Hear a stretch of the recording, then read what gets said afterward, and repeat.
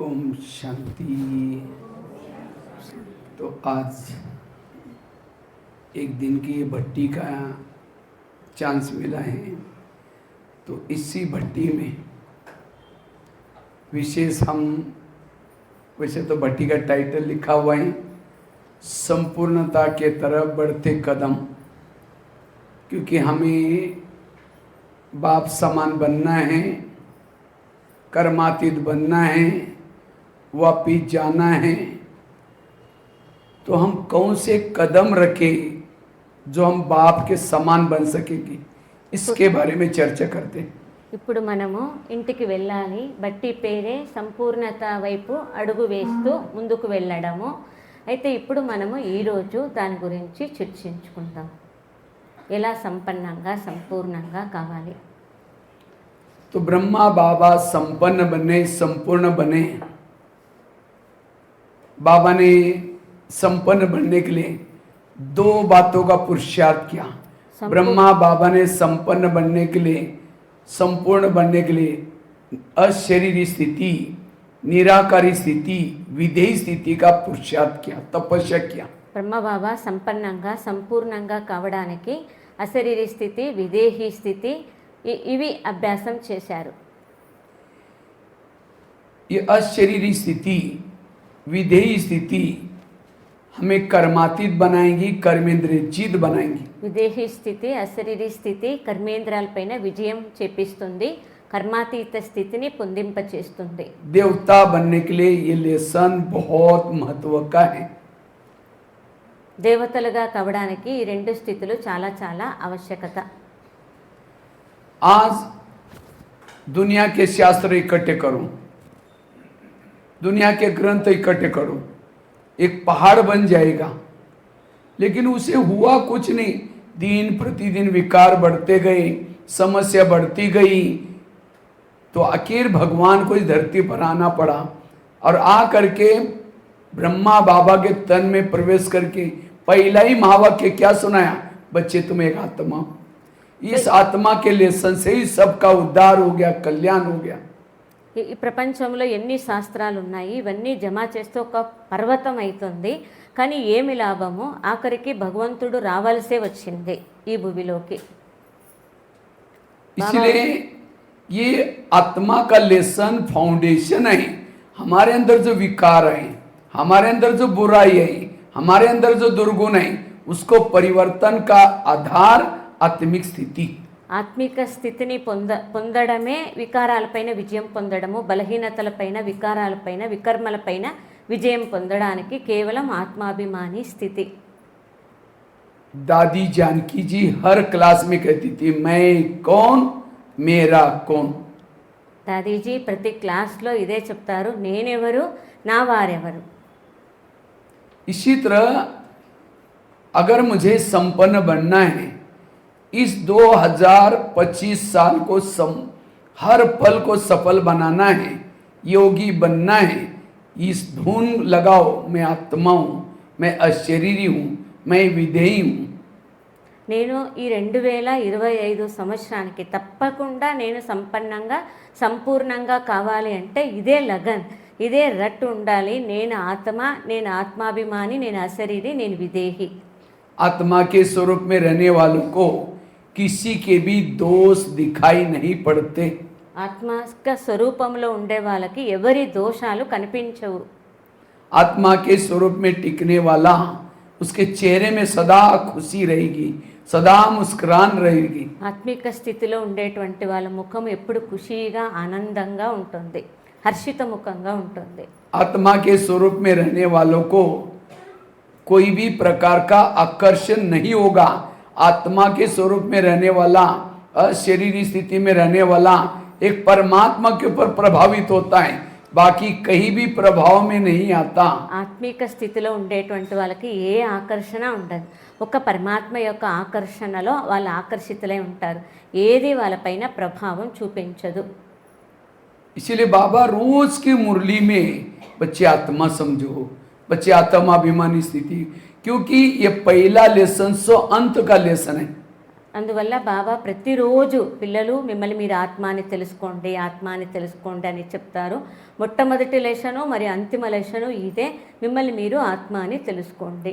क्योंकि जहाँ देह भान है वहाँ विकार निवास करते हैं. ఎందుకంటే ఇక్కడ దేహ భ్రాంతి దేహ అభిమానం ఉంటుందో అక్కడ వికారాలు వచ్చేస్తాయి. विकारों का सरदार है देह भान. వికారాల యొక్క సర్దారు దేహాభిమానము. देह भान को मारेंगे काम खत्म हो जाएगा, क्रोध खत्म हो जाएगा. आज दुनिया में भी लोग बहुत ट्राई कर रहे विकार पर जीत प्राप्त करें, लेकिन उनको आत्मा का ज्ञान नहीं है, देह भान में रहते हैं, इसीलिए विकार खत्म नहीं हो रहे. దేహ భ్రాంతిని సమాప్తం చేసుకుంటే వికారాలు కూడా సమాప్తం అవుతాయి. ఈనాడు ప్రపంచంలో ఉండేవాళ్ళు కూడా దాని కొరకు ప్రయత్నం చేస్తున్నారు, కానీ నేను ఆత్మ అన్న విషయం తెలియదు, దేహాభిమానంలో ఉంటున్నారు. वास्तव में भक्ति क्यों करते? विकार पर जीत प्राप्त करने के लिए, लेकिन विकार बढ़ते ही जा रहे हैं क्योंकि देह भान बढ़ता ही जा रहा है. భక్తి చేస్తూ ఉండేది వికారాలపైన విజయం పొందడానికే, కానీ నానాటికి వికారాలు పెరిగిపోతానే ఉన్నాయి, దేహాభిమానం పెరుగుతా ఉంది. इसी तरह हम ज्ञान में चलने के बाद अगर इस पाठ को पक्का किया नहीं तो हमारे संस्कार बदलेंगे नहीं, हमारा योग लगेगा नहीं. फिर कहेंगे हम ओम शांति में आए तो भी हमें कुछ मिला ही नहीं, अनुभव हुआ ही नहीं, क्योंकि हमने जो मूल अभ्यास है वो नहीं किया. इसलिए यहाँ बदलाव कुछ नहीं आएगा. అందువల్ల మనం కూడా ఇక్కడికి వస్తున్నాం, కానీ ముఖ్యమైన విషయము ఆత్మ అన్న పాఠం పక్కా చేసుకోలేదు, ఆత్మాభిమానిగా కాలేదు అంటే మన లోపల కూడా వికారాలు మారవు, పరివర్తన కావు. आत्मा के ఇక్కడికి వచ్చి మనం ఏం చేసినట్లు? आत्मा के स्वरूप में रहने वाला रात को सोया है, योग लगा रहेगा, रास्ते में चल रहा है, योग लगा रहेगा, कर्म कर रहा है, उसका योग लगा रहेगा, वो निरंतर योगी है. కానీ వస్తున్నారు, కానీ యోగం చేశాక నిరంతర యోగిగా అవుతా అన్నారా? కర్మ చేస్తూ కూడా కర్మయోగిగా నిరంతర యోగిగా అవుతున్నారా? कहते ना जिधर देखो तू ही तू, जिधर देखो बाबा ही तब दिखाई पड़ेगा जब हम आत्मा के चश्मे से देखेंगे, आत्मा के स्वरूप से देखेंगे. जिधर भी देखो बाबा ही नजर आएगा. ఆత్మిక అద్దాలు పెట్టుకొని ఆత్మిక స్వరూపంతో ఉండి చూస్తే ఎక్కడ చూసినా కూడా బాబానే కనిపిస్తారు. చెప్తారు కదా, ఎక్కడ చూసినా నువ్వే నువ్వు అని. కానీ అది ఎప్పుడు కనిపిస్తుందంటే ఆత్మిక స్వరూపంలో ఆత్మిక చష్మా పెట్టుకున్నప్పుడు. आजकल मधुबन में अव्यक्त मिलन चल रहे हैं. अव्यक्त मिलन वही मना सकता है जो आत्मिक स्वरूप में रहता है. ఈనాడు అవ్యక్త మిలనం జరుగుతుంది మధుబనంలో. అయితే అవ్యక్త మిలనం ఎవరు చేయగలుగుతారు? ఆత్మిక స్థితిలో ఉండేటువంటి వాళ్ళే బాబాతో అవ్యక్త మిలనం చేయగలుగుతారు. इसलिए बाबा कहते ये पाठ पक्का करो. जिस घर में लाइट नहीं रहती वहाँ भूत रहते हैं. पहले जमाने में गांव गांव में भूत रहते थे, लेकिन आजकल भूतों का नाम निशान खत्म हो गया क्योंकि लाइट हो गई. इसी तरह जिस शरीर में आत्मा का भान नहीं है वहाँ काम का भूत, क्रोध का भूत, लोभ का भूत, उसका शरीर पूरा भूत बंगला बना हुआ है. किस समय कौन सा भूत जागृत हो जाएगा पता नहीं चलेगा. इसीलिए शरीर रूपी घर में आत्मा की लाइट जला कर रखो. ఎట్లా ఇంట్లో లైట్ లేదు అంటే భూతాలు దయ్యాలు చేరుతాయంట. ముందు కాలంలో అలా ఉండేవి. ఇప్పుడు అందరి ఇళ్లల్లో లైట్లు ఉన్నాయి, అందువల్ల భూతాలు రాలేదు. అలాగే ఈ శరీరం అనే బంగళాలో కూడా ఆత్మరూపీ లైట్ని వెలిగించుకుంటే వికారాలు రావు. అది లేదు అంటే ఇది కూడా వికారాల బంగళా అయిపోతుంది అంటున్నారు. इसलिए बाबा कहते बच्चे ये पाठ पक्का करो. बार बार मैं आत्मा हूँ, ये आत्मा है. जैसे ब्रह्मा बाबा ने पाठ पक्का किया, संपूर्ण बनने का ये पहला कदम है. అందువల్ల ఈ పాఠం పక్కా చేసుకోండి. బ్రహ్మబాబా ఆత్మ ఆత్మ అన్న పాఠం ఎట్లా పక్కా చేసుకున్నారో అట్లా సంపూర్ణంగా కావడానికి మొట్టమొదటి అడుగు ఆత్మాభిమానిగా కావడం. राम रावण का युद्ध चलता है. राम रावण का एक सिर काटता है, कट तो जाता है, दोबारा जुड़ जाता है, फिर काटता है, फिर जुड़ जाता है, फिर काटता है. आखिर राम परेशान हो गए. विभीषण आया, राम के कान में दो चार बातें सुनाई, ये ऐसा नहीं मरेगा, उसके नाभि में तेल लगाओ. और जब नाभि में तेल लगाया रावण खत्म हो गया. इसी तरह आज हम भी रावण को मारने में लगे. कोई 2 साल से, कोई 4 साल से. कभी काम का गला काटते, कभी क्रोध का काटते, कट तो जाते हैं, दोबारा जुड़ जाते हैं, क्योंकि हमने नाभि में तीर नहीं लगाया. इसलिए आज आपके कान में सुना रहा हूं, जब तक देह भान के नाभि में तीर नहीं लगाएंगे रावण नहीं मरेगा. ఇట్లా రాముడు రావణుని యొక్క యుద్ధంలో చూపిస్తారు. రాముడు బాణం వేస్తే రావణుంది ఒక తల పోతుంది, మళ్ళీ ఇంకో తల వస్తుంది, అలాగే జరుగుతుంది. అప్పుడు విభీషణుడు రాముని యొక్క చెవులలో వచ్చి చెప్తాడు, రావణి ప్రాణము నాభిలో ఉంది, అక్కడ బాణం వేయి, అప్పుడు రావణి తల కట్ అవుతుంది అని. అలాగే మనము కూడా ఈ వికారాల ప్రాణము దేహాభిమానంలో ఉంది. సో ఈ దేహాభిమానం తొలగించుకుంటే వికారాలన్నీ పోతాయి. లేదు అంటే ఈరోజు కోపం తొలగించుకుంటాం, తిరిగి మళ్ళీ కామం వస్తుంది, తిరిగి మళ్ళీ ఇంకొకటి వస్తుంది. అయితే దేహాభిమానం అనే దానిపైన బాణం వేస్తే అది తొలగించుకుంటే అప్పుడు వికారాలన్నీ తొలగిపోతాయి. सीता के सामने जब रावण आता है, माची जला करके रखते तिली, इसी तरह हम रावण के राज्य में रहते हैं, मेरी भ्रुकुटी में आत्मा की तिली सदा जलती रहे. అంటే మనము ఇప్పుడు సదా ఆత్మ జ్యోతిని వెలిగించుకొని ఉండాలి. ఎట్లా హనుమంతుడు వెలిగించుకున్నట్ల. जानवर डरते लाइट से, कोई भालू, शेर, चीता, सांप, कोई भी जानवर हो, अगर आपके पास लाइट है सारे जानवर भाग जाएंगे. इसी तरह हम भी इस शरीर रूपी घर में रहते हैं, तो इस जंगल में रहते हैं, तो हमें क्या करना है, रावण से बचना है, ये आत्मा का దీపక్ జాగ్రత్త రఖనా హై. ఇట్లా అడవిలో జంతువులు కూడా చిరుతపులి కానీ సింహం కానీ పాము కానీ ఏదైనా కానీ లైట్ ఉంటే భయపడుతుందంట. అట్లా మనం ఉండేది కూడా కలియుగం అనే అడవిలో. ఇక్కడ మనం ఆత్మజ్యోతి వెలిగించుకుంటే ఈ వికారాలన్నీ దూరం అవుతాయి, పారిపోతాయి. इसलिए बाबा बार बार कहते बच्चे ये पाठ पक्का करो, ये बार बार, क्योंकि जैसे दुनिया में बिल्डिंग बनाए जाते हैं, बिल्डिंग का फाउंडेशन जितना मजबूत उतना बिल्डिंग मजबूत. इसी तरह हमें भी 84 जन्म की बिल्डिंग बना रहे, 84 जन्म की बिल्डिंग को मजबूत बनाना है. जितना खर्चा ऊपर आता है उतना फाउंडेशन में आता है. जिन्होंने फाउंडेशन में कंजूसी की, आंधी तूफान आएगा, बिल्डिंग गिर जाएगी. इसी तरह जिन्होंने आत्माभिमानी का अभ्यास किया ही नहीं और सेवा कर रहे हैं, पुरुषार्थ कर रहे हैं, योग लगा रहे हैं, जब माया का आंधी तूफान आता है गिर जाता है, फेल हो जाता है, क्योंकि फाउंडेशन कच्चा है. अभी भी आप इस फाउंडेशन को पक्का करो. ఇట్లా బిల్డింగ్ కట్టినప్పుడు ఫౌండేషన్ వేస్తారు. ఫౌండేషన్ ఎంత స్ట్రాంగ్గా ఉంటుందో అంత బిల్డింగ్ స్ట్రాంగ్గా ఉంటుంది. మీరు ఫౌండేషన్లో కంజూస్ అయినారు, పిసినారైనారు అంటే తో అప్పుడు బిల్డింగ్ కూడా అలాగే తయారవుతుంది. అసలు బిల్డింగ్కి ఎంత ఖర్చు అవుతుందో ఫౌండేషన్కి అంత ఖర్చు అవుతుందంట. అప్పుడు ఆ బిల్డింగ్ స్ట్రాంగ్గా ఉంటుంది. అట్లనే ఇక్కడ కూడా మనం ఆత్మాభిమానిగా అయ్యే ఫౌండేషన్ స్ట్రాంగ్గా చేసుకోవాలి. లేదు అంటే మనం ఎంత సేవ చేసినా, ఎంత పురుషార్థం చేసినా కానీ ఆత్మాభిమానం యొక్క పాఠము ఫౌండేషన్ పక్కా చేసుకోలేదు అంటే 84 జన్మలకి ప్రాప్తిని మనము తయారు చేసుకోలేము. ब्रह्मा बाबा ने लास्ट में जाते जाते 3 शब्द बोल के गए, बच्चे निराकारी बनो, निर्विकारी बनो, निरहंकारी बनो.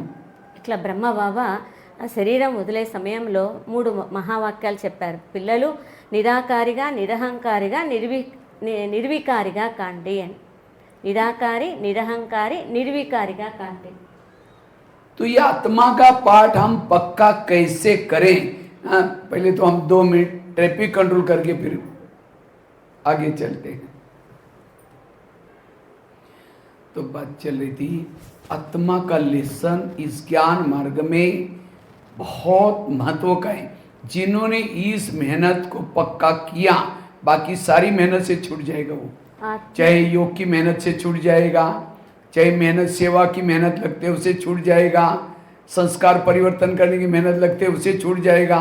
बस बाबा कहते हैं मैंने कोई ज़्यादा मेहनत नहीं, आत्मा समझने का पाठ पक्का करो.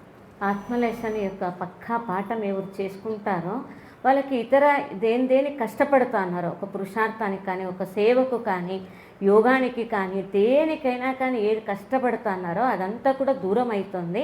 అందుకే బాబా పదే పదే చెప్తారు ఆత్మ పాఠాన్ని పక్కా చేసుకోండి, ఈ ఫౌండేషన్ పక్కా చేసుకోండి, అప్పుడు ఇంకా ఏ కష్టము ఉండదు.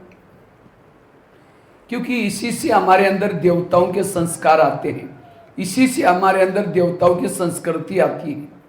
ఎందుకంటే ఈ ఆత్మాభిమాని పాఠం పక్కా చేసుకోవడం వల్లనే దైవీ గుణాలు, దైవీ సంస్కారము, దైవీ సంస్కృతి వస్తుంది. इस आत्मा के पाठ पक्का करने से ही आने वाले विकराल विनाश का सामना कर सकेंगे. क्योंकि आत्मा के स्वरूप में रहने वालों को डर नहीं लगता, भय नहीं लगता। इतना ही नहीं, आत्मा के स्वरूप में रहने वालों के अंदर सहन शक्ति, धैर्यता, सत्यता, मधुरता, सारे गुण और शक्ति अपने आप आती है। ఎందుకంటే ఆత్మపాఠం పక్కా చేసుకుంటే వచ్చేటువంటి భయంకరమైన పరిస్థితులు దానికి కూడా భయపడరు. ఆత్మాభిమానిగా ఉండడం వలన భయము కానీ లేదా చింత కానీ ఏది ఉండదు. వాళ్ళలో సత్యత, మధురత, సహనము, దివ్యత ఇవన్నీ కూడా గుణాలు వచ్చేస్తాయి. వాళ్ళు దేనికి భయపడరు. आज कई कहते हैं मुझे सहन ही नहीं होता। अगर सहन नहीं होता तो आप देह भान में हो। ఈ రోజుల్లో ఇదే మాట చెప్తా అంటారు, నేను సహించలేకపోతానా అంటే అర్థమేమి, దేహ భ్రాంతిలో ఉన్నారు. अब जैसे बीज बोया ही नहीं, पानी दिया ही नहीं, वृक्ष आएगा नहीं, तो वृक्ष नहीं होगा तो फल भी कहां से होगा। इसी तरह जिन्होंने आत्मा का बीज बोया ही नहीं, स्मृति का पानी दिया ही नहीं, उसके जीवन रूपी वृक्ष में नम्रता, धैर्यता, ये गुण कैसे लगेंगे। इसलिए आत्मा हूं, जितना इस बीज बोएंगे, स्मृति का पानी देंगे, तो आपके जीवन में गुण और शक्ति अपने आप आएंगे। ఇట్లా భూమిలో విత్తనం వేయాలి, నీళ్లు వేయాలి, అప్పుడు అది మొక్కై వృక్షమై ఫలాలిస్తుంది. అలాగనే నేను ఆత్మ అభిమాని అనే బీజము వేయాలి, దానికి స్మృతి అనే నీళ్లు వేయాలి, అప్పుడు అది అనేక ఫలాలు అంటే గుణాలను మనలో తీసుకొని వస్తుంది. మధురత, పవిత్రత, సత్యత, ఇవన్నీ గుణాలు మనలో వచ్చేస్తాయి. అసలు మీరు బీజమే వేయలేదు, నీళ్ళే వేయలేదు అంటే ఫలం ఎలా వస్తుంది? అలా స్మృతి అనేది బీజం, నీళ్ళు, మరి నేను ఆత్మ అన్నది బీజం.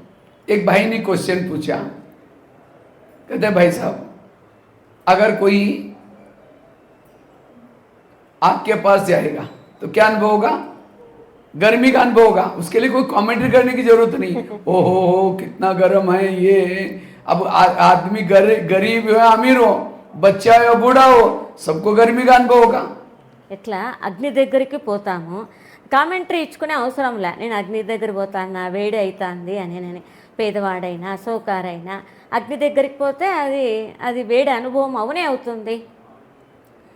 अगर कोई बर्फ के पास जाएगा तो क्या हो जाएगा? ठंडी का अनुभव होगा। उसके लिए भी कोई कमेंट्री करने की जरूरत नहीं। ఒకవేళ చల్లని ప్రదేశం అంటే మంచు దగ్గరికి పోయినారు, హిమాలయ పర్వతాలకే అనుకో, అక్కడికి పోయి నాకు చల్లదనం అనుభవం అవుతుంది అనే అవసరం లేదు, కామెంటరీ ఇచ్చుకునే అవసరం లేదు. ఎందుకంటే ఎక్కడ ఐస్ ఉంటుందో అక్కడ ఆటోమేటిక్గా చల్లదనం ఉంటుంది. इसी तरह कोई सर्वशक्तिवान परमात्मा के पास जाकर के बैठेगा तो उसको क्या अनुभव होना चाहिए? शांति का, शक्ति का, आनंद का। అలాగే సర్వశక్తివంతుడైన పరమాత్మ సమ్ముఖంలో పోయి కూర్చుంటే వాళ్ళకి కూడా శక్తుల యొక్క, గుణాల యొక్క, ప్రేమ యొక్క అనుభవం కావాలి కదా, తప్పకుండా అవుతుంది. वो भाई ने मुझे पूछा था तो कहता है मैं माउंट आबू में गया था, शांतिवन में डायमंड हॉल में बाबा बैठा था, और कहते हैं मैं बहनों को बोल करके जुगाड़ लगा करके स्टेज के पास जगा लिया। 4 घंटा बैठा, गुलजार दादी के तन में बाबा आया था, मुझे ना शांति का, ना शक्ति का, आनंद का कोई अनुभव ही नहीं हुआ। ऐसे कैसे हुआ? ఒక అన్న నువ్వు బాబా ముందర కూర్చోబెట్టినారంట, అడిగినారు ఆయన, బాబా ముందరే కూర్చోబెట్టినారు 4 గంటలు, కానీ ఆయనకు ఏదే కానీ ఖుషి కానీ, శాంతి కానీ, శక్తి కానీ అనుభవమే కాలేదు. అదే ఎట్లా సాధ్యం? तो मैंने उसको एक एग्जाम्पल दिया। कोई लोहे के टुकड़ों, एक बड़ा सा चुंबक है, उसके सामने लोहे के टुकड़े डालो तो क्या हो जाएगा? खींचेगा। इसका मतलब चुंबक अच्छा है। ఇప్పుడు అయస్కాంతం ఉంది, దాని ముందర ఒక ఇనుప ముక్కని ఇసిరేసినామంటే ఆటోమేటిక్గా అది ఆకర్షిస్తుంది, అంటే అర్థం అయస్కాంతం మంచిది. आप समझो कोई लोहे के टुकड़ों को बड़े से कपड़े के थान के अंदर, बहुत बड़ा कपड़ा है, उसके अंदर लपेट के गाठी बांध करके रखो, कोई चुंबक के सामने खींचेगा? इसका मतलब चुंबक खराब है। चुंबक अच्छा है, लेकिन हमने उस टुकड़ों को कपड़े के अंदर लपेट करके डाला है। ఇప్పుడు అయస్కాంతం మంచిదే, కానీ ఇనుముకు దాని బట్టలు చుట్టి దాన్ని అయస్కాంతం ముందర పెడితే అయస్కాంతం ఆకర్షిస్తుందా? ఆకర్షించినంత మాత్రాన అయస్కాంతం మంచిది కాదా? అయస్కాంతం మంచిదే, దీనికి అనేక బట్టలు చుట్టినారు. అలాగే బాబా అయస్కాంతం మంచివాడే, परमात्मा भी एक चुंबक है, सर्वशक्तिवान है, लेकिन परमात्मा के सामने देह बांध के कपड़े के अंदर लपेट करके बैठोगे तो कोई आकर्षण नहीं होगा, कोई अनुभव नहीं होगा। इसलिए आत्मा समझ करके बाबा के सामने बैठो, देह बांध में नहीं बैठो, खींचेगा नहीं, अनुभव नहीं होगा। ఇట్లా పరమాత్మ అయస్కాంతం చాలా మంచివాడు. కానీ మనము ఇనుము బట్టలు చుట్టి అంటే దేహాభిమానం, దేహ భ్రాంతి అనే బట్టలతో చుట్టి మనం బాబా ఎదురు కూర్చుంటే బాబా ఏమన్నా ఆకర్షిస్తారా? అట్లని బాబా మంచివాళ్ళు కాదనా? కాబట్టి మనము దేహ భ్రాంతిని, దేహాభిమానం అని తొలగించుకుంటే బాబా అయస్కాంతం ఆకర్షిస్తుంది. योग के लिए आत्मा का अनुभव, आत्माभिमानी बनना बहुत जरूरी है. కాబట్టి యోగం కొరకు ఆత్మాభిమానిగా కావడం చాలా చాలా తప్పనిసరి. तो ये आत्मा का हम अनुभव कैसे करें, आत्माभिमानी कैसे बने, उसके लिए 4-5 बातें आपको बताता हूँ. ఆత్మాభిమానిగా ఎలా కావాలి, దాని అనుభవం ఎలా చేయాలి, నేను దానికి 4-5 విషయాలు చెప్తాను. क्योंकि सतयुग में देवी देवता इसीलिए खुश नहीं, सोने के महलों में रहते हैं, उनके शरीर सुंदर है इसीलिए खुश नहीं, वो आत्मा के स्वरूप में है, इसीलिए उनकी खुशी अपने आप दिखाई पड़ते चेहरे. సత్యుగంలో దేవతలు బంగారు మెహల్లో ఉన్నామని ఖుషీగా ఉండరు, కానీ వాళ్ళ ఆత్మాభిమానిగా ఉంటారు. అందువల్ల వాళ్ళు అంత ఖుషీగా, అంత ఆనందంగా ఉంటారు. इसी तरह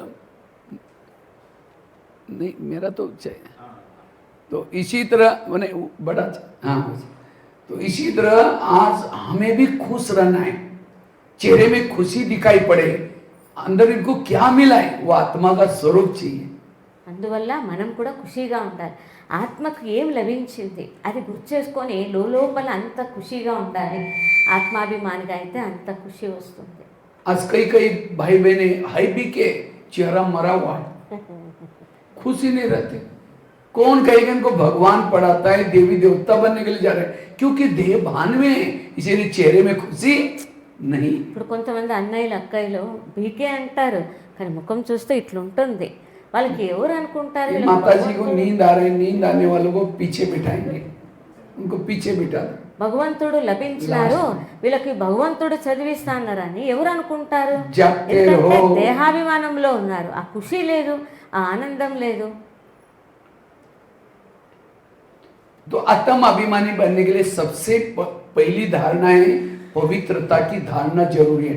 अगर आप पवित्र नहीं हैं, एक पांव पर खड़े होकर के कहो कि आत्मा हूं आत्मा हूं आत्मा हूं, सिर दर्द हो जाएगा, आत्मा का अनुभव नहीं होगा. ఆత్మాభిమానిగా కావాలంటే పవిత్రత ధారణ ఉండాలి. కేవలం ఒంటికాల మీద నిలబడుకొని నేను ఆత్మ అంటే ఏమి కాదు. సో ఆత్మ అభిమాని స్థితి కావడానికి చాలా కష్టపడాలి. क्यों पवित्रता क्यों जरूरी है? पहले जमाने में एक दीपक आता था, दिया, यहाँ क्या बोलते पता नहीं, चिमनी बोलते थे, दिया बोलते थे. पहले जमाने में लाइट नहीं रहती थी, तो क्या करते थे, एक त्रिकोना सा रहता था टीन का, उसके अंदर केरोसिन डालते थे, बीच में बाती रहती थी, माचिस लगाओ फ्लेम जलती थी, उसको दिया बोलते थे, चिमनी बोलते थे, क्या क्या बोलते हैं, लैटिन बोलते ना लैटिन अलग, वो तो कांच का ऊपर वो नहीं, एक त्रिकोना सा रहता था छोटा सा, दिया बोलते थोड़ा कम. సో ఇట్లా దీపము 3 రకాలుగా ఉంటుందంట. అది ముందు కాలంలో ఉండేదంట. త్రికోణాకారంలో ఉంటుందంట. లాటిన్ కూడా కాదంటున్నారన్న. దాంట్లో నూనె పోసి ఒత్తి వెలిగిస్తే వెలిగేది. ముందు కాలంలో ఇట్లా దీపాలు ఉండేవి కావు. अगर उस दिए के अंदर तेल नहीं है बूंद भी केरोसिन, और उसको माचिस लगाते रहो, पूरा डिब्बा भी खत्म हो जाएगा, दीपक चलेगा ही. ఇట్లా దాంట్లో నూనె పోయలేదు, కానీ మ్యాచ్ బాక్స్తో అంటిస్తూనే ఉన్నారు. మొత్తం దాంట్లో పుల్లలన్నీ అయిపోతాయి కానీ వెలగదు, ఎందుకంటే నూనె లేదు. इसी तरह हमारा शरीर भी क्या है, एक दिया है. अगर शरीर के चारों तरफ बैकग्राउंड बनाओ योगी का, योगी एक दिया है, और इस दिए के अंदर तेल है पवित्रता. अगर इस दिए के अंदर तेल पवित्रता ही नहीं, चाहे कितना भी रट लगा करके आत्माओं सिर दर्द हो जाएगा, आत्मा का अनुभव होगा नहीं. इसलिए बाबा ने यहाँ आते का तुम्हें पवित्र बनना है. नहीं बनते नहीं आओ तो भी चलेगा, क्योंकि दीपक जलेगा नहीं. अब जिसका दीपक ही नहीं है वो डरता है, घबराता है, टेंशन में आता है, तनाव में आता है. अब अंधेरे में कोई चलता है, दिया नहीं है, वो डरता हुआ चलेगा कहीं खड्डा ना हो. इसीलिए कलयुग में अंधकार में चलते समय ये दिया सदा जागृत चाहिए. ఇట్లా దేహం అనేది ఒక ప్రమిద అనుకుంటే దాంట్లో నూనె లేదు అంటే పవిత్రత లేదు అంటే ఆత్మజ్యోతి వెలగదు. ఎట్లా చీకటి ఉంది, మనం అట్లే పోతా అన్నామంటే ఎక్కడ గుంత ఉంటుందో ఏముంటుందో కింద కూడా పడిపోతాం. అట్లనే ఇక్కడ కూడా మనం వస్తున్నాము కానీ పవిత్రత యొక్క ధారణ లేదు అంటే ఆత్మజ్యోతి వెలగదు, దానివల్ల ప్రయోజనం కూడా లేదు. फ्लेम का भोजन है केरोसिन, आत्मा का भोजन है पवित्रता. ఇట్లా జ్యోతి వెలిగించాలంటే కిరోసిన్ కావాలి, అలాగనే మన ఆత్మజ్యోతి వెలగాలంటే పవిత్రత కావాలి. समझो, अभी हम लोगों ने दीप प्रज्वलन किया, उसके अंदर तेल पहले डालना, बाती भी थी. अब बाती को निकाल करके थोड़ा बाजू में रख देंगे, कुछ समय के बाद दीपक बाती बुझ जाएगी. इसी तरह परम धाम बहुत बड़ा कटोरा है और हमारी बुद्धि बाती है, यहाँ दीपक जल रहे हैं. अगर बुद्धि रूपी बाती परम धाम से निकाल करके किसी व्यक्ति की तरफ लगाओ, बुझ जाएगा. इसीलिए बाती को सदा, वो जो दीपक है ना, उसके बीच में एक चारों तरफ तेल रहता है, उसके बीच में वो मोर रखा है, नीचे ही है, तो वहां चिपकी रहती है बाती.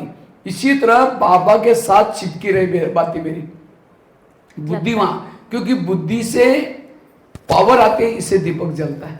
ప్రమిదలో నూనె పోసినారు, ఒత్తి ఉంది, అప్పుడు వెలిగించింటే వెలిగింది. ఒకవేళ ఒత్తి తీసేస్తే అట్లనే పరమాత్మ పరంధామంలో ఉంటారు. అక్కడికి పోయి మన బుద్ధి యోగం అనేది అక్కడ ఇక్కడ వ్యక్తి పైన అక్కడ ఇక్కడ ఉంది అంటే మన ఆత్మజ్యోతి కూడా వెలగదు. కాబట్టి పవిత్రత ఉండాలి, బుద్ధి యోగం భగవంతుని జతలో ఉండాలి, అప్పుడు మన ఆత్మజ్యోతి సదా వెలుగుతుంది. इसलिए बाबा कहते हैं, बच्चे बुद्धि मेरे में लगाओ. इसको ही भक्ति मार्ग में क्या बोलते हैं? ऊर्ध्वगामी, जिसका ध्यान ऊपर है, ऊर्जा ऊपर चलती है. जिसका ध्यान किसी व्यक्ति के तरफ है, नीचे ऊर्जा चलती है, देवान आता है. ఇట్లా భక్తి మార్గంలో కూడా చెప్తారు, భగవంతుని జతలో మన బుద్ధి యోగం ఉంటే శక్తి వస్తుంది. ఒకవేళ మన బుద్ధి యోగం వ్యక్తుల జతలో ఉందనుకోండి, శక్తి పోతుంది. और केवल पवित्र रहने से भी नहीं चलेगा. आप समझे, दिए के अंदर फुल भरा हुआ तेल है, लेकिन बीच में बाती नहीं है, माचिस लगाओ, नहीं चलेगा. क्योंकि बाती का काम क्या होता है? नीचे का तेल को कहां पहुंचाते हैं? फ्लेम तक. इसी तरह आपके पास पवित्रता है, ब्रह्मचर्य का पालन किए हैं, लेकिन आप बुद्धि को ऊपर लगाते नहीं बाबा में, तो भी दीपक नहीं जलेगा. क्योंकि बुद्धि वहां लगाने से जो शरीर में जो पवित्रता है वो ऊपर आती है और यहाँ करके आत्मा तक जाती है, उसे दीपक जलता है. ఇట్లా ప్రమిదలో నూనె పోసినారు కానీ ఒత్తి లేదు. సో ఎట్లా వెలుగుతుంది? ఇప్పుడు ఒత్తి వేసి నూనె పోస్తే ఆ నూనె ఆ ఒత్తి తీసుకొని ఆ జ్యోతి వెలుగుతుంది. అలాగనే మనలో కూడా పవిత్రత ఉంది, కానీ బుద్ధి అనేది అక్కడ ఇక్కడ ఉంది అనుకో, మన ఆత్మజ్యోతి వెలగదు. ఇట్లా పవిత్రత శక్తి అనేది ఇంతవరకు చేరి ఆ తర్వాత మన బుద్ధి యోగం బాబా జతలో జోడిస్తే అప్పుడు ఆత్మజ్యోతి వెలుగుతుంది. अर्जुन को कितना समझाया तो भी अर्जुन क्वेश्चन करता है, ये कैसे हो सकता है? ये मेरे गुरु है, ये कैसे हो सकता है? ये मेरे चाचा मामा है, ये कैसे हो सकता है? ये मेरे भाई है. कितना समझाया. लास्ट में कृष्ण ने अपना स्वरूप दिखाया, मैं तेरे को कहने वाला कौन हूँ. इसी तरह बाबा कितना कहते हैं, बच्चे संबंधी को भूल जाओ, बच्चे बाबा हम गृहस्थी में रहते हैं ना, बाबा ये कैसे हो. बाबा कहता है, तेरे को कहने वाला कौन हो? कोई बहने संदल पर नहीं बोल रहे, कालों का काल महाकाल बोल रहे. इसलिए मेरी बुद्धि एक परमात्मा के सिवाय कहीं भी ना जाए, तब सोल कॉन्शियस बन सकेगी.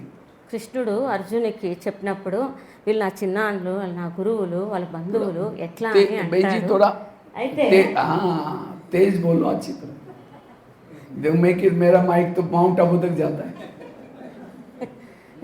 నేను యుద్ధం చేయను అన్నప్పుడు కృష్ణుడు చెప్తాడంట అర్జునికి, చెప్పేవాడిని నేనెవరు అది తెలుసుకో. అలాగనే బాబా కూడా మనకు చెప్తే మనం అంటామంట, అది ఎట్లా సాధ్యం? సంబంధీకులు ఉన్నారు, వాళ్ళు ఉన్నారు, వీళ్ళు ఉన్నారు అని అంటే ఇప్పుడు తెలుసుకోండి, నేను ఎవరు చెప్తా ఉండేది. మహాకాలుడు భగవంతుడు చెప్తున్నారు, నా జతలో బుద్ధి యోగం సంబంధాన్ని జోడించండి అని. ఇది తెలుసుకోండి. दूसरा अभ्यास है, अगर आत्मानुभूति करनी है उसके लिए 7 स्वरूपों में टिके रहो. रोज एक एक स्वरूपों का अभ्यास. ये 7 गुणों की कमी देह भान का कारण है. शांत स्वरूप, आनंद स्वरूप, शक्ति स्वरूप, प्रेम स्वरूप, सुख स्वरूप, ये 7 आत्मा के ओरिजिनल गुण है. जितना आत्मा इस स्वरूप में टिके रहते हैं, आत्मानुभूति होगी. ఆత్మాభిమాని స్థితి కావాలంటే 7 స్వరూపాలు, ఆత్మ యొక్క గుణాలు, పవిత్రత, ప్రేమ, శాంతి, సుఖము, ఆనందం, జ్ఞానం, శక్తి, ఈ 7 స్వరూపాలలో స్థితి కంటే అప్పుడు మీరు ఆత్మాభిమాని స్థితిగా సహజంగా అవుతారు. अभी मैं नेपाल में गया था दिवाली मनाने के लिए, तो नेपाल में वंडरफुल मैंने देखा, वहाँ भैया टीका जो होता है, भैया टीका कैसे लगाते पता है? 7 कलर का तिलक लगाते, सब तरंगी कलर। पहले एक सफेद लगा देंगे पूरा, फिर उसके बाद 1 colour, 2 colour, 3 colour, 4 colour, 7 colour लगाते। ये 7 आत्मा की गुणों का प्रतीक है, और जिन्होंने 7 गुणों में टिकना शुरू किया वो सहज सोल कॉन्शियस बनेगा। जिसको बाबा कहते हैं बच्चे सत्व प्रधान बनो, ये 7 गुणों में भरपूर बनो, तब आप सोल कॉन्शियस बनेंगे। ఇట్లా నేపాల్లో అన్న పోయినారంట, అక్కడ తిలకము 7 రంగులు పెడతారంట. ఫస్ట్ వైట్ పెడతారంట, దానిపైన అన్ని రకరకాల 7 రంగులు. అలా ఆత్మ యొక్క 7 గుణాలకి వాళ్ళు అక్కడ 7 రకాల తిలకం పెడతారు. ఇప్పుడు మనం కూడా ఆ 7 గుణాల స్వరూపంగా కావాలి. అప్పుడు మనము ఆత్మాభిమాని స్థితిలో స్థితి కాగలుగుతాము. ये मैं क्लास नहीं करा रहा हूँ, लेकिन मैंने आत्माभिमानी बनने के लिए क्या क्या किया, मैंने क्या क्या अपने हाथ पर भी लिख करके रखा, आपको दिखाता हूँ। जिस में पहले दिन ब्रह्मा कुमारी में आया, मुरली सुना, उसी दिन मुरली चल रही थी, बच्चे तुम आत्मा हो। मुझे लगा यहाँ का मुख्य लेसन आत्मा, मैंने यहाँ लिख करके रखा है, मैं आत्मा। అన్న ఇప్పుడు మొట్టమొదటి రోజు క్లాస్కి వచ్చినారో ఆత్మాభిమానిగా కమ్మని బాబా దాంట్లో 7 గుణాల గురించి చెప్పినప్పుడు అన్న అలా మచ్చ పొడిపించుకున్నారంట చేతి పైన. इस आत्माभिमानी स्थिति से आपकी सारी समस्याएं समाप्त हो जाएगी। ఆత్మాభిమాని స్థితి ద్వారా అన్ని సమస్యలు సమాప్తమవుతాయి. నేను ఈరోజు క్లాస్ చేస్తలేదో ఆత్మాభిమానిగా కావడానికి నేను మీకు సహజంగా తెలిపిస్తున్నాను. आपकी वाणी में बल आएगा, आपके दृष्टि में बल आएगा। इतना ही नहीं, आत्माभिमानी बनने से आपके शरीर में सारा दिन वेव्स फैलते, किरणें फैलते, और उससे अतीन्द्रिय सुख अनुभव होगा। जिसको अतीन्द्रिय सुख अनुभव होता है उसको कोई भी चीजें आकर्षित नहीं कर सकती। మీ మాటలలో శక్తి వస్తుంది, మీ దృష్టిలో శక్తి వస్తుంది. ఎంతెంత మీరు ఈ ఆత్మాభిమాని స్థితిలో అవుతారో మీ నుంచి ఆ యొక్క రంగురంగుల కిరణాలు వాతావరణంలో వ్యాపిస్తాయి అని అంటున్నారు. इतना ही नहीं, आत्माभिमानी स्थिति में आप बैठे हैं, चल रहे हैं, वहां का वायुमंडल आप शुद्ध करते जा रहे हैं, ताकि देवी देवता उस वातावरण में आने के लिए। कितनी बड़ी आपकी सेवा है, आपको पता नहीं है। जैसे दिन निकल गया, दिन कितना सेवा कर रहे हैं, कई जीवाणु कीटाणु भस्म, अगर दिन 15 दिन ना निकले कितनी बीमारियां पैदा होगी। इसी तरह आप आत्माभिमानी बनने से कई लोगों को सुख शांति मिलती है, आपको पता नहीं। ఎంతెంత మీరు ఆత్మాభిమాని అవుతారో అంతంత మీ వైబ్రేషన్స్ ద్వారా అనేక మందికి సుఖము శాంతి లభిస్తుంది. ఎట్లా సూర్యుడు ఉదయిస్తే అనేక క్రిములు కీటకాలు ఎట్లా సమాప్తమవుతాయో అలా మనం కూడా ఎంతెంత ఆత్మాభిమాని ఆ వైబ్రేషన్ వ్యాపింప చేస్తామో దేవతలు కూడా రావడానికి ఆ వాతావరణం తయారవుతుంది. तीसरी धारणा है, आत्माभिमानी बनने के लिए निरहंकारी बनने की जरूरत है। जितना निरहंकारी उतना निराकारी स्थिति। ఆత్మాభిమానిగా కావడానికి నిరహంకారి స్థితి కావాలి. ఎంతెంత నిరహంకారి స్థితి తయారు చేసుకుంటారో అంత నిరాకారి స్థితి తయారవుతుంది. इस ज्ञान मार्ग में अभिमान कब आता है पता भी नहीं चलता, इसलिए बड़े सावधान रहना है। बाबा कहते मेरे अच्छे अच्छे बच्चे थे, ज्ञानियों करते थे, लेकिन आज वो है ही नहीं, चले गए। क्यों?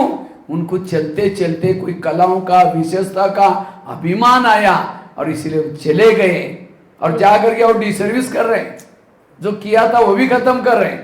सावधान। ఈ జ్ఞాన మార్గంలో ఎప్పుడు అభిమానం వస్తుందో తెలియదు. ఎంతమంది మంచి మంచి వాళ్ళు జ్ఞాన మార్గంలో వచ్చి నడుచుకొని తిరిగి తమ విశేషతలకు తమ సేవలకు అభిమానంలో వచ్చి వాళ్ళు బాబా నుంచి కూడా దూరమై తిరిగిపోయి డిసర్వీస్ కూడా చేస్తున్నారు. అందువల్ల ఎలా మనలో అభిమానం వస్తుందో చాలా హెచ్చరికగా ఉండండి. आज शिव बाबा कितनी दुनिया की रचना करता है, लेकिन अपने आप सब कुछ करके अपने आप को छिपाया। శివ బాబా ఎంత సేవ చేస్తున్నారు, అంత చేసి తనకు తాను గుప్తంగా ఉంటారు. आज कहते ड्रामा कराता है, बच्चे ये तो मैं कुछ मेरी ड्यूटी है। कितना वंडरफुल बाबा। ఈరోజు బాబా ఈరోజు కూడా చెప్తున్నారు కదా, డ్రామా చేపిస్తారు, నేను కాదు అనని బాబా ఎంత నిరహంకారిగా చెప్తారు, నేనేం చేస్తాను. ब्रह्मा बाबा कितने निरहंकारी है, बाबा के तन में आता है तो भी बाबा कहते ये शिव बाबा करा रहे, मैं तो कुछ नहीं करता हूँ, मैं तो। लेकिन बाबा का कितना बड़ा रोल है, तो भी गुप्त। బ్రహ్మ బాబా ఎంత నిరహంకారిగా ఉండేవారు. శివబాబా నాలో వస్తున్నారు, శివబాబా చేపిస్తా అన్నారు అంటారు. బ్రహ్మబాబా పాత్ర ఎంత గొప్పది. मम्मा ने भी क्या क्या करण करावनहार करा रहा है, हुक्म ही हुक्म चला रहे हैं। అమ్మ కూడా ఇదే చెప్పేవాళ్ళు, చేసి చేపించేవారు బాబా. బాబా ఆజ్ఞ బాబా చేపిస్తున్నారు. दादी ने भी निर्मल वाणी, निमित्त भाव, निर्माण, प्रकाश देखो हर दादियों ने, बाबा ने इस निरहंकारी बनने की तरफ बहुत अटेंशन खिंचवाए। ప్రకాష్ మందాది కూడా నిమిత్త భావము, నిర్మల వాణి ఇదే చెప్పేవాళ్ళు. దాది వాళ్ళందరూ కూడా ఇదే నిరహంకారిగా ఉండే నడిచారు, చూపించారు. इसलिए निरहंकारी, क्योंकि निरहंकारी जितना बनता है उतना हर जगह पर, हर परिस्थिति में एडजस्ट करके चलता है। అందువల్ల ఎంత నిరహంకారిగా అవుతారో వాళ్ళు, ఏ స్థానంలోనైనా అందరి జతలో అడ్జస్ట్ అయి నడుస్తారు. इसलिए सदा जैसे कठपुतली को नचाते हैं पॉपेट से जब डांस करते तो लोग तालियां बजे, वाह कितना अच्छी डांस करें। खींचने वाला कहेगा अच्छा तुम ही कर लेना, वो ऊपर से खींचेंगे नहीं तो वही लटक जाएंगे। तो हम भी कौन है, कठपुतली हैं, हमारे धागे पर्दे के पीछे बैठा है और वहां से नचा रहा है, कार्य करा रहा है, लेकिन हम कहते मैंने किया, वो कहेगा अच्छा तुम आगे एक बार तुम ही कर लेना, वही लटक जाएंगे। అందువల్ల ఎట్లా తోలు బొమ్మల ఆట చూశారు కదా, ఆడించే వాళ్ళు వెనకలు ఉంటారు, ఈ బొమ్మలు ఆడుతూ ఉంటాయి, చూసే వాళ్ళు కూడా ఎంత ఆనందంగా చూసి క్లాస్ కొడతారు. అయితే ఒకవేళ వాళ్ళు మేము నడిపిస్తాము అని వాళ్ళ చేతికి ఇస్తే వాళ్ళకి ఏమైనా వస్తుందా? అలా మన వెనకల, పరదా వెనకల ఉండి నడిపించే వాళ్ళు దాది వాళ్ళు, బాబా. కానీ మనము నేను చేసినా అని అంటే మీరే చెయ్యండి అని చెప్తారు. అప్పుడు ఎలా అయిపోతుంది పరిస్థితి? అభిమానంలో వచ్చేస్తాయి. इसलिए बाबा कहते बच्चे जितना जितना निरंग, दो प्रकार के मैं हैं, एक असली मैं आत्मामय, दूसरे नकली मैं इंजीनियर हूँ, मैं डॉक्टर हूँ, मैं ये हूँ, मैं ये हूँ, ये सारे नकली मय के स्वरूप में चलता है। उस प्रमाण किसी ने पूछा नहीं, सम्मान नहीं, तो फीलिंग आते हैं। तो आत्मा के स्वरूप में कैसे, फिर कहेगा मुझे क्यों बोला, मेरे को क्यों बोला, ऐसे योगी दे लगेगा। इसलिए निरंकारी। అందువల్ల రెండు, నేను ఒకటి నకిలీ, ఒకటి నిజము. నేను ఆత్మ, నేను ఎటువంటి ఆత్మ, ఆ స్మృతిలో ఉండడం అది సత్యము. అయితే నకిలీ, నేను ఇంజనీరు, నేను డాక్టర్ను, ఇది నకిలీ. సో అలాంటి వాళ్ళు దేహాభిమానంలో ఉండి నేను అనే ఉండేటువంటి వాళ్ళకి ఎవరైనా ఏమైనా ఒక మాట అంటే తొందరగా ఫీలింగ్లో వచ్చేస్తుంది. मैं एक प्रकार का पूछ है, నేను అనేది पूछ ఒక लंबी सी రకమైన पूछ है, पूछा ही नहीं पूछ और पूछ वाले लोग त्रेतायुग में होते हैं, थोका। सतयुग में किसी गोपी को पूछ, తోక. एक भी गोपिका को पूछ नहीं है, फिर अगर कहाँ जाएंगे फिर? इसलिए निरंकारी। దేవీ దేవతలకు తోక ఉండదు. ఇక్కడ నన్ను అడగలే, ముజే నై పూచా పూచా అంటే పూంచు తోక. ఎంత పొడవైన తోక ఉంటుంది, దేవతలకు తోక ఉండదు. కాబట్టి ఒకవేళ నేను నాది అంటే వాళ్ళు ఎక్కడికి పోతారు? కాబట్టి దేవీ దేవతలకు ఉండదు. बाबा क्या करता है, అభిమానం ఉండదు. किसी का भाग्य बनाने के लिए कला देता है, विशेषता देता है। क्या मैं खुद मेरे लाइफ में देखा, मैंने कई कहानी में कई सुना है स्कूल मैं तो 11 साल स्कूल भी नहीं गया था। एक बार कपड़े डालने फटने तक निकालता भी नहीं था, 8-8 10 दिन स्नान भी नहीं करते थे। एक कपड़ा पहन, मतलब कुछ भी 2 शब्द भी नहीं बोल सकते थे। कैसे रद्दी में बाबा का ज्ञान मिल गया, ज्ञान में आया। जब ज्ञान में आता था पाठशाला में लास्ट में बैठता था, फटा हुआ कुर्ता पहन करके बैठता था, एक वो मराठी वाली टोपी पहन करके। तो कई बार बहनें कहते बेचारा गरीब बच्चे भी रोज आता है, पता नहीं सती में आएगा नहीं आएगा। मैंने कभी भी पैसे भंडारे में डाली नहीं है, मेरे पास था ही नहीं। मुझे भी मधुबन में गए तो किसी ने कुर्ते पैजामा सिलाई करके दिया था, लेकिन आज बहनों ने मधुबन में जाने के लिए भी छुट्टी नहीं दिया। बोले तुम गरीब बच्चे जाकर करोगे क्या? लेकिन ड्रामा ऐसा बना, बाबा मुझे लेके गया और कितनी कलाई भर दिया। मेरा 1-1 साल के लिए प्रोग्राम बुकिंग रहते, इतनी सारी चिट्ठियाँ मेरे पास पड़े। बहने कहते भाई जी आप आओ ना। अब मैं कहूँ मैं बहुत अच्छा क्लास करा था। मैं बोला भगवान भाई तुमको तो हिंदी नहीं आती थी, तुम तो 6-6 महीना स्नान भी नहीं करते थे, ये तो सब बाबा ने मेरे ऊपर इतना उपकार किया, अपना नाम ही दे दिया, मेरे भगवान ने भाई बनाया। అన్న చెప్తున్నారు 11 సంవత్సరాలేమో స్కూల్ కూడా పోలేదంట. అసలు ఏమి చెప్పలేను, ఏమీ రాదు, పేదవాళ్ళము. అసలు వెనకల కుర్తా చునిగిపోయిండే చేసుకొని కూర్చునేవాడంట అన్న జ్ఞానంలో వచ్చిన తర్వాత. సిస్టర్స్ చూసి ఈయన పేదవాడే అనేనని ఈయన ఏం చేస్తాడులే అని అనుకునేవాళ్ళు. మధుబని కూడా నన్ను పంపించేవాళ్ళు కాదు. అట్లాంటిది బాబా చూడు, బాబా మనలో మన భాగ్యాన్ని తయారు చేసుకోవడానికి మనలో కళలు విశేషతలు నింపుతారు. సో నా దగ్గర ఎంతమంది సిస్టర్స్ పిలిచినారు రమ్మని, బట్టి చేపించమని, క్లాస్ బాగా చేస్తారని. ఇన్ని లెటర్స్ ఉన్నాయి నా దగ్గర. చూడు భగవంతుడు ఎలా నన్ను తీసుకొని వచ్చారో, ఎంత పైకి తీసుకొని వచ్చారో అని చెప్తున్నారు. कौरव భగవాన్ అనే कौरव पांडव जीत गए कौरव से, लेकिन फिर भी पांडव हार गए। किसे? अभिमान से हार गए। इसलिए बाबा कहते बच्चे, ये देह आत्मा का ये स्वरूप क्यों नहीं अनुभव होता? कोई ना कोई अभिमान है। इसलिए निरहंकार के। एक बार ब्रह्मा बाबा की एक बात सुनाता हूँ। ब्रह्मा बाबा एक बार गोबल के इसके उपले बना रहे थे, जो गोबर है ना, गोबर के उपले बना रहे थे। तो उस समय निकर पहनी थी, बनियान पहना था, टॉवल ऐसा लपेट करके गोबर लेकर के, क्योंकि वो पहले खाना ऐसे बनाते थे, अंगूठी में डालना पड़ता था उसको, दीवार पर लगा रहे थे। इतने में दादी जी आई, कहा कि बाबा एक व्यक्ति बाहर से वीआईपी आया है और कहता है मुझे संस्था के संस्थापक से मिलना है। बाबा आप जल्दी जल्दी हाथ पाँव धुलाई करके फटाफट तैयार होकर के आना। बाबा कहते हैं बच्चे को यहाँ भेज दो। कहा कि बाबा आप ऐसे ड्रेस में है, वो सोचेगा संस्था का संस्थापक ऐसा होता है। नहीं, बच्चे को यहीं भेज दो। 3-4 बार दादी बोली, लेकिन बाबा कहते यहीं। दादी ने कहा आपको बाबा जी वहीं बुला रहे हैं। तो जैसे बाबा को देखा, क्या देखा? विष्णु चतुर्भुज खड़ा है, एक हाथ में चक्र घूम रहा है, एक हाथ में गदा है, एक हाथ में शंख है, एक हाथ में पद्म है। कुछ समय बाद क्या देखता है? एक बुजुर्ग व्यक्ति गोबर का उपला घुमा रहा है ऐसा। कुछ समय के बाद देखता है चतुर्भुज, कुछ समय के बाद देखा बुजुर्ग व्यक्ति, तब समझ गए ये बुजुर्ग को कोई साधारण नहीं, विष्णु चतुर्भुज है। पूरा परिवार के सहित ब्रह्मा कुमारी में समर्पित हो गया। ఫస్ట్ ये है निरंक। బ్రహ్మ బాబా ఉన్నప్పుడు అప్పుడు పేడ పిడికలతో గోబర్తో వంట చేసేవాళ్ళు. అప్పుడు బ్రహ్మ బాబా నిక్కరు, ఆ తర్వాత బనియన్ వేసుకొని తలకు టవాల్ చుట్టుకొని పేడ పిడికలు గోడకు తడతా ఉన్నారంట. ఒక వ్యక్తి వచ్చినాడు, సంస్థ యొక్క సంస్థాపకునితో మేము కలవాలా అని.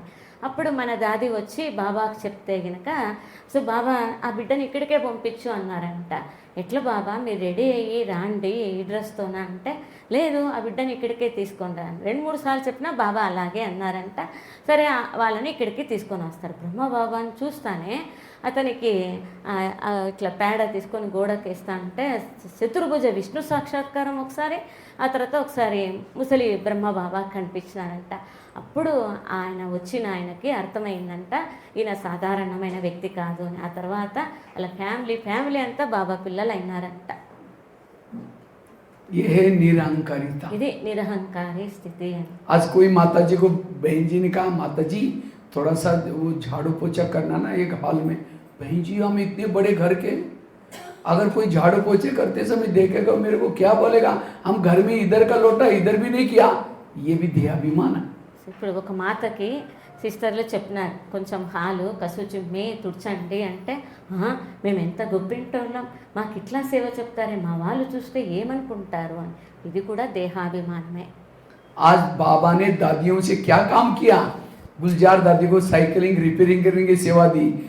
निर्मल शांता दादी को सभी 21 वर्षों को जूता ठीक करने का काम दिया। बाबा की बेटी तो एक दिन बाबा को कहते, बाबा मैं जूते कैसे बनाऊं? बाबा कहते एक मुची जितनी अक्ल नहीं तो विश्व के राजे कैसे लोगी? तो देहभान मिटाने के लिए सेवा है।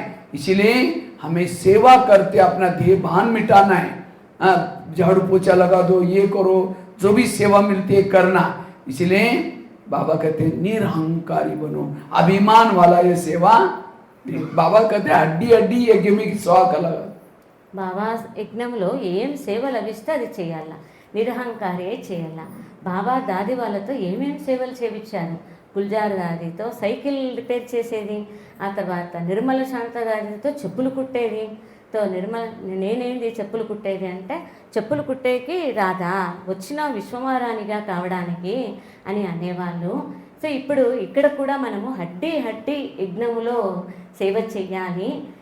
దీనికే చెప్తారు నిరహంకారి, లేదంటే అహంకారం అభిమానంలో వచ్చిన వాళ్ళు మాకేంది ఇట్లా సేవలు చెప్తారు అని అంటారు. कुछ नहीं तो नीचे जब चप्पल सभी इधर उधर रखते हैं उसको एक लाइन से रखो, उनकी चप्पल भी थोड़े साफ करके रख दो।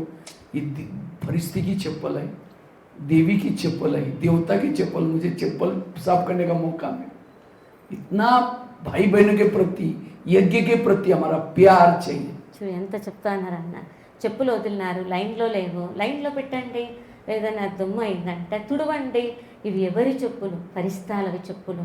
సో అంత మనలో నిరహంకారి భావన రావాల, అంత పరివారం పైన, యజ్ఞం పైన అంత సేవాభావం రావాల. आत्म अभिमानी बनने के लिए पहली धारणा बताई पवित्रता की, दूसरी बताई 7 स्वरूपों का अभ्यास, तीसरी बताई निरंकारी, चौथी बताई संकल्प कम चलाओ, पॉजिटिव चलाओ। जो ज्यादा सोचता है, निगेटिव सोचता है, विरस सोचता है, वो आत्म अभिमानी नहीं बन सकता, अशरीरी नहीं बन सकता। ఎక్కువ ఆలోచించినారనుకో వాళ్ళు అశరీరిగా కాదు. బట్ ఇప్పుడు ఏమేమి చెప్పినారు అన్న విషయాలు చెప్పండి. సంపూర్ణంగా, సంపన్నంగా, 7 స్వరూపాలు, ఇంకా నిరహంకారి. ఇవి కాబట్టి వ్యక్తమైన విషయాలు మాట్లాడడం, ఆలోచించడం, దీనివల్ల ఆత్మాభిమాని స్థితి తయారు కాదు. संकल्प कम चलाओ, जिसके संकल्प कम चलते हैं, समर्थ चलते हैं, वो आत्म अभिमानी स्थिति में अपने आप रह सकता है। సంకల్పాలు తక్కువ నడిపించాలి. ఎంతెంత శక్తిశాలి సంకల్పాలు, సమర్థ సంకల్పాలు చేస్తారో వాళ్ళు ఆత్మాభిమానిగా స్వతహాగా అవుతారు. हमारे टोटल ब्रह्मा कुमारी का ज्ञान का सारा है पॉजिटिव रहो, सकारात्मक रहो। మన టోటల్ బ్రహ్మకుమారీస్ యొక్క నాలెడ్జ్ ఏమి? సకారాత్మక ఆలోచనలు చేయండి, పాజిటివ్ ఆలోచనలు చేయండి. नहीं तो कहते ना अंधा पीस रहा है, कुत्ता बैठ कर उसको खा रहा है। अंधा पीस रहा है, अंधा मतलब जिसके आंखें नहीं है वो चक्की में पीस रहा है, और कुत्ता बैठ कर उसको खा रहे हैं। अंधे को लग रहा है मैं बोरी भर करके पीसा, लेकिन उसको क्या पता है कि कुत्ते ने सारा खत्म भी कर दिया। ఇట్లా కళ్ళు లేని వాళ్ళు ఇసురాయి తిప్పుతా అన్నారు, ఆ పిండి అంతా కుక్క వచ్చి తింటాంది. ఇతనేమనుకుంటా అన్నాడు, నేను ఇసురుతున్నాను, బాగా నిండుతా ఉంది అని, కానీ కుక్క తింటా ఉంది. इसी तरह हम योग लगा रहे हैं, अमृत वाला कर रहे, सेवा करें, लेकिन सारा दिन मन विरस सोच रहे हैं, जमा कुछ भी नहीं, गड्ढे में पानी भर दिया, नीचे छेद है, खत्म। అట్లా तो మనం इसलिए कई कहते फिर आत्मा का अनुभव होता है नहीं, विरस सोचने की आदत है। इसलिए पॉजिटिव सोचो, समर्थ सोचो। అందువల్ల అమృతవేళ మనం లేస్తున్నాం, క్లాస్ వింటున్నాం, కానీ ఎట్లా నీళ్ళు కుండలో నింపినాము, రంధ్రం పడింది, అప్పుడు నీళ్ళంతా పోతుంది. అలాగనే మనం కూడా అమృతవేళ యోగం క్లాసు అన్నీ చేస్తున్నాం, కానీ బుద్ధిలో వ్యర్థ సంకల్పాలు అవి ఇవి చేస్తున్నాం, సకారాత్మకం లేదు. అందువల్ల మనకి ఆత్మలో శక్తి నిండినట్లు అనిపించదు, ఎందుకంటే నింపుకుంటున్నాం, పోతాం. इसलिए जितना कम सोचेंगे, पॉजिटिव सोचेंगे, सकारात्मक सोचेंगे, आप सोल कॉन्शियस बनेंगे। एक भाई था, एक शिष्य था, गुरुजी के पास गया, कहते गुरुजी मैं बहुत भक्ति करता हूँ, दान करता हूँ, पुण्य करता हूँ, लेकिन मुझे कुछ अनुभव नहीं हो रहा है। मैं पठन पाठन करता हूँ, पूजा पाठ करता हूँ, क्या भगवान मेरे से रूठ गए? गुरुजी हंसने लगे, कहते बात तो सही है, 3-4 दिन पहले मैं बगीचे में बैठा था। సో ఇట్లా ఒక శిష్యుడు గురువు దగ్గరికి పోయినారంట. నేను ఎంత భక్తి చేస్తాను, ఎంత పూజాపాఠ చేస్తాను, అయినా ఏమి నా పైన భగవంతుడు ఏమన్నా అలిగి ఉన్నారా ఏమి, నాకు ఏమీ కూడా అనుభవం అయితా లేదు అని అడిగినారంట. तो गुरुजी ने कहा बात तो सही है, कहते 3-4 दिन पहले मैं बगीचे में बैठा था, वहाँ 5-6 युवा आए थे, उन युवाओं को बहुत प्यास लगी थी, तो गुरुजी ने कहा सामने कुआं है, वहाँ बाल्टी है, रस्सा है, पी के चले जाना। तो 5-6 युवा वहाँ चले गए। సో యువకులు 4 వచ్చినారంట, నీళ్ళు దప్పికైతున్నాయి, అక్కడ బావి ఉంది, నీళ్ళు తీసుకొని తాగడానికి చెప్పినారు. तो सामने कुआं था, बाल्टी थी, रस्सा था, उन्होंने रस्से को बाल्टी को बांधा, छोड़ा, खींचा, पानी नहीं मिला, दोबारा बाल्टी डाली, फिर खींचा, नहीं मिला, 10-12 वो बाल्टी डालते रहे, पानी खींचते रहे, पानी नहीं मिला, छोड़ के चले गए। కానీ బావిలో వాళ్ళు అక్కడ బకెట ఉంది, తాడు ఉంది, దాని లోపలికి వేస్తా అన్నారు, తీస్తా అన్నారు, కానీ నీళ్ళు మాత్రం రాలేదంట. 10 సార్లు అలా చేసినారు. कुआं था, बाल्टी थी, रस्सा था, तो भी प्यासे गए क्योंकि बाल्टी को छेद थी। అదే 10 సార్లు చేసినారు, ఆ బావి ఉంది, బకెట ఉంది, తాడు ఉంది, 10 సార్లు చేదినారు, కానీ నీళ్లు రాలా. నీళ్ళు వచ్చినాయి, దానికి రంధ్రం పడింది, అందువల్ల పైకి వచ్చే లోపల నీళ్ళన్నీ పోయినాయి, వీళ్ళు దప్పికతోనే వెళ్ళిపోయినారు. वो तो कुएं के पास गए थे, आप सागर के पास आए, मेहनत भी करते हैं, योग भी लगाते हैं, अमृतवाला भी उठते हैं అట్లనే यहाँ, लेकिन अगर आपके मन रूपी बाल्टी को छेद है, वेरा सोचने की आदत है, ना आत्मा अनुभव, ना परमात्मा अनुभव, ना शक्ति का अनुभव, प्यासे ही रह जाओगे। इसलिए मन के छेद को बंद करो। అలాగనే వాళ్ళు ఎట్లా తప్పికకొని అలాగే వెళ్ళిపోయినారో అలాగనే ఇక్కడ కూడా మన మనస్సులకు రంధ్రం పడింది. అంటే వ్యర్థమైన ఆలోచనలు ఇలా చేస్తున్నారు. అంటే మీరు ఎంతన్నా యోగం చేస్తా అన్నారు, క్లాస్ వింటా అన్నారు, అన్నీ చేస్తా అన్నారు, కానీ ఆత్మ అభిమానిగా పక్కాగా కాలేదు, ఆ అనుభవమే అయితలేదు. ఎందుకంటే మనస్సుకే రంధ్రం పడింది. అంటే వ్యర్థ సంకల్పాలు, అనవసరమైన సంకల్పాలు చేస్తా ఉన్నారు. అందువల్ల మీకు ఆ అనుభూతి అయితలేదు బాబా జతలో. इसलिए आत्माभिमानी स्थिति के लिए संकल्पों को कम चलाना ये बहुत जरूरी है। संकल्प पॉजिटिव चलाओ, इसके बारे में अलग से एक कदम है, उसका हम डिटेल में बताएंगे कैसे संकल्पों को बचाना है। ఎట్లా సంకల్పాలను పొదుపు చేయాలని తర్వాత చెప్తాను. అందువల్ల మీరు సంకల్పాలను చాలా తక్కువగా చేయాలి, అందులో సకారాత్మక సంకల్పాలే చేయాలి. आत्माभिमानी बनने के लिए योग विधि से लगाओ, यथार्थ लगाओ, पावरफुल। जितना योग लगाएंगे आत्माभिमानी बनेंगे। ఎంతెంత యోగం జోడిస్తారో బాబా జతలో అంతంత ఆత్మాభిమానిగా అవుతారు. सिवाय कनेक्शन बाबा से सोल कॉन्शियस नहीं बन सकते। భగవంతునితో కనెక్షన్ లేకుండా ఆత్మాభిమాని స్థితి తయారు కాదు. रोज कितना बाबा कहते बच्चे योग लगाओ, तपस्या करो, योग लगाओ, लेकिन फिर भी हम करते नहीं। जब योग नहीं करेंगे तो सोल कॉन्शियस कैसे बनेंगे? రోజు ఎంత చెప్తారు బాబా నాతో బుద్ధి యోగం జోడించండి జోడించండి అని, మనం యోగమే చేయలేదు అంటే ఆత్మాభిమాని స్థితిగా ఎట్లా తయారవుతారు? और बैटरी चार्ज करने का चांस केवल संगम युग में ही है। जिसकी 100% मोबाइल की बैटरी चार्ज हो गई, वही बैटरी आज सतयुग में जाते हैं। 100 से कम है त्रेता, उससे भी कम है द्वापर, उससे भी कम है फिर बाद में कलयुग में जाएंगे। ఎట్లా ఆత్మరూపి బ్యాటరీ ఛార్జ్ చేసుకునే సమయం కేవలం సంగమయుగమే. ఎవరి ఆత్మరూపి బ్యాటరీ 100కు 100% ఛార్జింగ్ అవుతుందో వాళ్ళు సత్యయుగంలో వస్తారు. తక్కువ ఛార్జ్ చేసుకున్నారంటే వాళ్ళు త్రేతాలు, ఇంకా తక్కువ అంటే ద్వాపరయుగంలో. కాబట్టి ఇప్పుడు మనము బ్యాటరీ ఛార్జింగ్ చేసుకునే సమయం కేవలం సంగమయుగమే. तो इसलिए सोल कॉन्शियस बनने के लिए योग के ऊपर अटेंशन, इसका भी हम अलग से थोड़ा सा इसके डिटेल में योग कैसे लगाना है, क्या करना है इसका, तो कहने का मतलब सोल कॉन्शियस बनने के लिए योग की आवश्यकता है। ఆత్మాభిమానిగా కావడానికి యోగము ఆవశ్యకత. అది ఎలా సంబంధం జోడించాలి బాబా జతలో? లేదు అంటే మనం ఆత్మాభిమానిగా కాలేము. బాబా జతలో సంబంధం జోడిస్తేనే ఆత్మాభిమానిగా అవుతాం. जितना सम्मान में रहेंगे सोल कॉन्शियस बनेंगे, आत्माभिमानी बनेंगे। ఎంత స్వమానంలో ఉంటారో అంత ఆత్మాభిమానిగా సోల్ కాన్షియస్ స్థితిలో స్థితి అవుతారు. सम्मान में रहने वाला कोई भी दूसरे के मान देने की, आगे बढ़ाने की कामना नहीं रखता। इसीलिए सम्मान में रहो। बाबा ने कितने सारे सम्मान दिया, तुम शिव शक्ति हो, तुम पवित्रता की देवी हो, तुम कलप कलप की विजय आत्मा हो, सम्मान में रहो। సుమానంలో ఉండండి. సుమానంలో ఉండే వాళ్ళకు ఎవరు వాళ్ళు నాకు గౌరవమే లేదే, నా దగ్గర వాళ్ళ దగ్గర నాకు పేరు రాలేదే అనే కోరికనే వాళ్ళకు ఉండదు. ఎంతెంత స్వమానంలో ఉంటారో వాళ్ళకు దేనికి కూడా వాళ్ళు ఆకర్షితం కారు. గౌరవం కావాలన్న కోరిక వాళ్ళకు ఉండదు. अगर आत्माभिमानी बनना है और शरीरी बनना है, बाबा ने पहले लेसन में सुना है शरीर तुम्हारी गाड़ी है, आत्मा तुम उसके ड्राइवर हो। जैसे लौकिक में गाड़ी का ड्राइवर सारा दिन घुमा फिरा करके रात को गैरेज में लगाता है और गाड़ी में नहीं सोता, सोने के लिए अपने घर में जाता है। ఇట్లా కారులో డ్రైవర్ ఉంటారు, మొత్తం ఊరంతా తిరుగుతారు, తిరిగి మళ్ళీ దాన్ని ఏం చెప్తారు, దాన్ని ఎక్కడ పెట్టాలో అక్కడ పెడతారు, దాంట్లోనే పడుకోడు కదా, తిరిగిపోయి ఇంట్లో పోయి పడుకుంటారు. అలా इसी तरह అదే విధంగా ये शरीर हमारी गाड़ी है, आत्मा उसका ड्राइवर है। और आजकल तो जो मकान बनाते हैं नीचे से पिलर उठाते हैं, पार्किंग नीचे होता है, मुंबई कलकत्ता बड़े बड़े शहरों में तो नीचे पार्किंग होता है, रहने का ड्राइवरों का ऊपर होता है।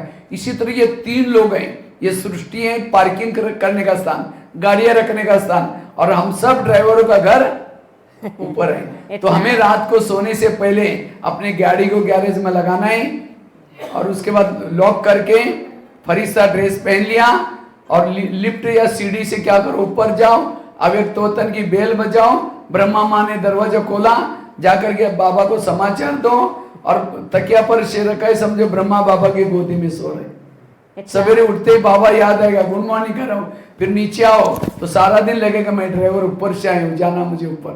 ఇట్లా అపార్ట్మెంట్లలో ఉంటుంది కదా, కిందంతా పార్కింగ్ చేసుకోవడానికి ఉంటుంది, అంత చుట్టూ తిరిగి మళ్ళీ దాన్ని గ్యారేజ్లో పెడతారు కదా, అట్లనే కింద కూడా పార్కింగ్ ఉంటుంది, ఆడ పెడతారు, మళ్ళీ పోయి డ్రైవర్ పైన పోయి వాళ్ళ ఇంట్లో పోయి పడుకుంటాడు. అలాగనే 3 లోకాలు. సో ఇది శరీరం అనేది ఒక కారు. సో దీంతో పని అయిపోతానే ఇక్కడ మనం ఇక్కడ పెట్టేసి తిరిగి సూక్ష్మవతనంలో అవ్యక్తవతనం యొక్క బెల్ ఒత్తితే బ్రహ్మబాబా ఓపెన్ చేస్తారు. అప్పుడు మీరు పోయి ఏం చెప్తారు, దిండు పైన అంటే బ్రహ్మబాబా ఒడిలో నిద్రపోండి, పరిస్థితి డ్రెస్ వేసుకుని. अगर ये गाड़ी का भी अभ्यास करेंगे, और 84 जन्म में बहुत गाड़ियां मिली, लेकिन ये जो गाड़ी है सबसे महत्व की है, क्योंकि इसी गाड़ियों के आधार से हम 84 गाड़ियों को प्राप्त करते हैं. 84 గాడీలు అంటే 84 శరీరాలు మనకు లభిస్తాయి. కానీ ఈ 84వ ఈ గాడి ఉంది కదా, ఈ శరీరం అనే ఇది చాలా మహత్వపూర్ణమైనది. దీని ద్వారా మనకు 84 గాడీలు మంచివి లభిస్తాయి. ఇది మహత్వపూర్ణమైనది. भले बुजुर्ग हो, बीमार हो, कैसी भी हो, इसीलिए गाड़ी के अंदर प्रवेश करते ही गाड़ी को नमस्ते करो, और रात को सोते समय भी नमस्ते करके फिर जाओ. इसी गाड़ी से, इसी शरीर से मूर्तियां बनेंगी. युगों युगों तक मंदिर की मूर्तियां उस देवी देवता के रूप में इसी गाड़ी की बनेगी. तो कितना महत्व का शरीर है. ఈ శరీరము, ఈ గాడి ఎంత మహత్వపూర్ణమైనది. ఈ గాడి ద్వారానే మీరు దేవీ దేవత మూర్తులను తయారు చేసుకుంటారు 84 జన్మలు. సో దీనికి ఉదయము నమస్తే చేయండి, రాత్రి పడుకునేటప్పుడు నమస్తే और ये చేయండి. गाड़ी हमारी नहीं है, अभी हमने उनको दी है, हम केवल ड्राइवर बनने का काम करते हैं. इसीलिए गाड़ी का सारी जिम्मेवारी बाबा की है. इसका दुरुपयोग नहीं करना वेरत सुनने के लिए, वेरत देखने के लिए, वेरत बोलने के लिए, नहीं तो अमानत में ख्यामनत हो जाएगी. భగవంతుడు ఈ గాడి మనకిచ్చారు సేవ చేయడానికి. ఇది ఎట్లా ఉపయోగించాలి మనం? దీని ద్వారా చెవుల ద్వారా వ్యర్థం వినడము, మనసులో వ్యర్థం ఆలోచించడం ఇలా చేయరాదు. ఇది బాబా మనకు గాడి ఇచ్చినారు. లేదు ఇది నాది అని మీరు మీకు ఇష్టం వచ్చినట్లు ఉపయోగించుకుంటే అమానత్తులో కయానత్. और गाड़ी को यहाँ से सीधा हैदराबाद लेके नहीं जाएंगे. बीच बीच में अगर ड्राइवर गाड़ी पर हाईवे पर उसका ड्राइवर का घर है, घर में जाकर के थोड़ा कुछ चाय पानी पी के आता है. अगर घर नहीं तो होटल में जाता है. होटल में तो ढाबे तो होती हैं. ఇట్లా డ్రైవరు హైదరాబాద్కు వెళ్తా అన్నారు అంటే డైరెక్ట్ హైదరాబాద్ పోరు, మధ్యలో ఎక్కడన్నా వాళ్ళ ఇల్లు ఉంది అంటే అక్కడ ఆపి చాయ్ కాఫీ తాగి టిఫిన్ చేసి వెళ్తారు. ఒకవేళ ఇల్లు లేదన్నా హోటల్కైనా పోయి తిని మళ్ళీ అక్కడి నుంచి మళ్ళీ ప్రయాణం చేస్తారు. इसी तरह हमें भी शरीर में आने के बाद सारा दिन बिजी नहीं रहो. बीच बीच में गाड़ी को रोको, अपने घर में जाके आओ परमधाम में. वो भी याद नहीं आता. होटल में जाओ, मधुबन में जाओ, वातावरण में, वो भी नहीं तो ढाबा तो है सेंटर. అలాగనే బాబా కూడా మనకి శరీరం అనే కారు ఇచ్చారు. దీంతో పనులు చెయ్యండి. తిరిగి మధ్య మధ్యలో ఎట్లా హైవేలో స్టాప్ చేసి హోటల్కి అట్లా పోయినారు కదా, అట్లా మనం కూడా మధ్య మధ్యలో ఒక సెకండ్ అయినా మధువనము లేదా పరంధామము లేదా అలా ఎక్కడ కావాలంటే అక్కడ పోయి స్టాప్ చేసి, లేదా సెంటరు అక్కడికి వెళ్ళండి అంటే అభ్యాసం చేయండి. कहने का मतलब ये आत्मा का बार बार अभ्यास करो. बार बार में आत्मा, किसी को भी देखते हैं ड्राइवर को देखते हुए बात करो. खिड़की से ड्राइवर को देख रहा, अब दोनों ट्रक क्रॉस करें, ट्रक वाला खिड़की से, खिड़की में ट्रक वालों को, ड्राइवर को देखता है, ट्रक को देख करके बात नहीं करता. इसीलिए ఆత్మ को बात देख करके बात करना है. ఇట్లా కారులో పోతా అంటే మనం కిటికీలో నుంచి డ్రైవర్ని చూస్తాం. ఇట్లా 2 వెహికల్స్ పోతా ఉన్నాయి, ఒకవేళ డాష్ ఇచ్చేది ఉందంటే డ్రైవర్ కిటికీలో నుంచి డ్రైవర్తో చూసి మాట్లాడతారు కదా, అట్లనే మీరు కూడా ఎవరిని చూసినా ఆత్మరూపి డ్రైవర్ను చూస్తూ మాట్లాడండి. और शरीर है क्या? एक सोने का डब्बा लिया, सोने का डब्बा, सोने के डब्बे के अंदर लेटरिन डाल दिया, जो रोज फेंकते उसको डाल दिया. कुछ खांसी करने में जो कप निकालता वो डाल दिया ढेर सारा, फिर हरी मौज डाल दिया, डब्बे को प्याक करके आपके हाथ में दिया, कहा कि इसको कहीं छोड़ना नहीं, दिल में लगा कर रखना, बीच बीच में चुंबन भी लेना, प्यार भी करना डब्बे से. कहेंगे नहीं नहीं ऐसा गंदा डब्बा हमको नहीं, भले सोने का हमको नहीं चाहिए. సో బంగారు డబ్బా అయినా ఏదైనా గలీజ్ చేసి ఇస్తే తీసుకుంటారా? అట్లనే ఈ శరీరం అనేది కూడా అటువంటిదే. ఈ శరీరం పైన ఆకర్షణ అనేది ఉండరాదు అని చెప్తున్నారు. तो शरीर क्या है? एक सोने का डब्बा है, बंगार ऊपर से गोरी सी चमड़ी है, लेकिन इस डब्बे में क्या भरा हुआ है? लेट्रिन भरा हुआ है, शरीर कब भरा हुआ है? हरी मौज भरी है, और 10 बार आईना तोड़ते रहे, मैं कितनी अच्छी हूँ, मैं कितनी अच्छी हूँ। अगर शरीर में अच्छी है, आत्मा अच्छी है, आत्मा को देखो, बाकी कुछ का कोई देखने की कोई శరీరం आवश्यकता అనేది ఒక బంగారు డబ్బా. కానీ అంటే ఇది చర్మము అది ఉందనుకో, అది ఒక అట్లా అనిపిస్తుంది, కానీ లోపలంతా ఏముంది? అంత లెట్రిను, అంత చెత్త ఉంది అని అంటున్నారు. అట్లా మనకి దీనిపైన కాదు, మంచిది ఏది ఉంది శరీరములో అంటే ఆత్మ. ఆత్మ సత్యమైన బంగారం అంటున్నారు. इसलिए आजकल मूर्तियां बनाते, कैसे बनाते? मूर्ति को क्या करते हैं? पहले तो बांस को, आधा बांस को छीलेंगे, फिर बाद में इसका ढांचा बनाते हैं, ऊपर से क्या करते हैं? बहुत सारा घास बांधते हैं। दुर्गा, गणपति, ये मूर्तियां बनाते हैं, घास बांधते हैं, फिर क्या करते हैं?